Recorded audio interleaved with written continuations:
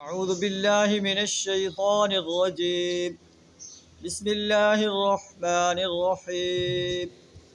قل من يكلؤكم بالليل والنهار من الرحمن بل هم عن ذكر ربهم معرضون أم لهم آلهة تمنعهم من دوننا لا يستطيعون نصر أنفسهم ولا هم منا يصحبون. صدق اللہ العظیم.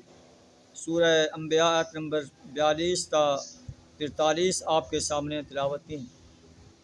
ان کا ترجمہ کچھ اس طرح ہے. قل اے نبی صلی اللہ علیہ وسلم آپ ان سے کہو من یکلؤکم باللیل والنہار من الرحمن، رات اور دن میں تمہیں رحمان سے کون بچا سکتا ہے؟ اگر اللہ تمہیں تکلیف دینا چاہے، مصیبت دینا چاہے، اپنی گرفت میں لینا چاہے تو کون ہے جو اللہ سے تمہیں بچا سکے؟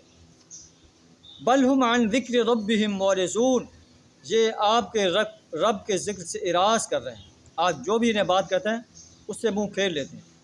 ام لہم آلہۃ تمنعہم من دوننا، کیا یہ کچھ ایسے خدا رکھتے ہیں جو ہمارے مقابلے میں ان کی حمایت کریں؟ لا یستطیعون نصر انفسہم، جنہیں یہ خدا بنائے ہوئے ہیں، اپنا معبود بنائے ہوئے ہیں. فرشتوں کو بناتے ہیں، انسانوں کو بناتے ہیں، جنوں کو بناتے ہیں، نیک لوگوں کے مجسمے بنا کر جو ہے انہیں اپنا حاجت روا اور مشکل کشا بناتے ہیں. نیک لوگوں کے آستانے بنا کر جو ہے ان کے سامنے سجدہ ریز ہوتے ہیں، ان کے سامنے اپنے ہاتھ پھیلاتے ہیں. یہ قرآن چونکہ آفاقی کتاب ہے، پوری انسانیت کے لیے. انسانوں میں سے جو بھی یہ کام کرتا ہے تو اللہ فرماتا ہے کہ یہ جن کو ہمارے مقابلے میں اپنا معبود بنائے ہوئے ہیں، لا یستطیعون نصر انفسہم، یہ تو اپنی ذات کی بھی جو ہے حمایت نہیں کر سکتے، اپنی مدد ہی نہیں کر سکتے. یہ تو جب فوت ہوتے ہیں تو یہ نہ آپ خود غسل کر سکتے ہیں، نہ کفن پہن سکتے ہیں، نہ خود چارپائی پہ لیٹ سکتے ہیں، نہ خود جنازہ گاہ پر پہنچ سکتے ہیں، نہ اپنے قبر میں پہنچ سکتے ہیں. تو قریش مکہ کو اور پوری انسانیت کو خبردار کیا جا رہا ہے کہ تم کیسے اللہ کی نشانیوں سے اعراض کرتے ہو اور بے بس انسانوں کے سامنے جو ہے سجدہ ریز ہوتے ہو، ان کے سامنے اپنے ہاتھ پھیلاتے ہو.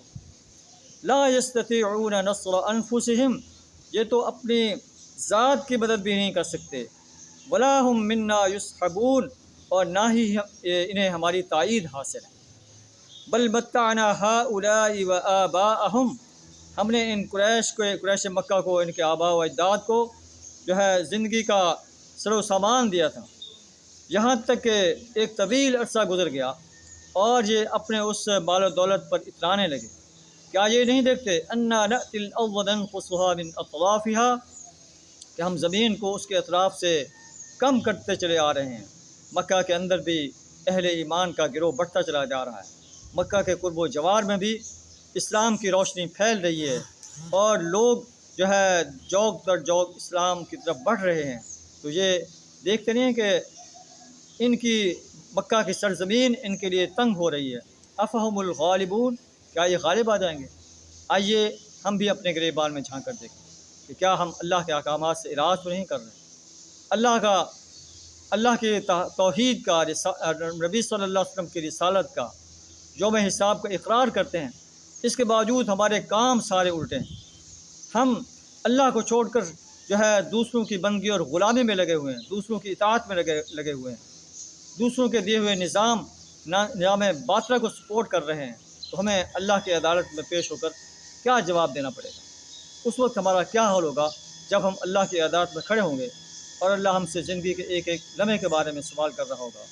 جوانی کیسے گزاری، صحت کے لمحات کیسے گزارے، فرصت کے لمحات کیسے گزارے، مال کہاں سے کمایا، کہاں خرچ کیا، میرے دین اسلام کو غالب کرنے کے لیے کیا کردار ادا کیا. اللہ سے دعا تعالیٰ ہمیں سچا مسلم بننے کی توفیق عطا فرمائے اور اپنے دین اسلام کو غالب کرنے کے لیے اپنا مال، جان، وقت اور صلاحیت کھپا دینے کی توفیق عطا فرمائے. وآخر دعوانا الحمد للہ رب العالمین.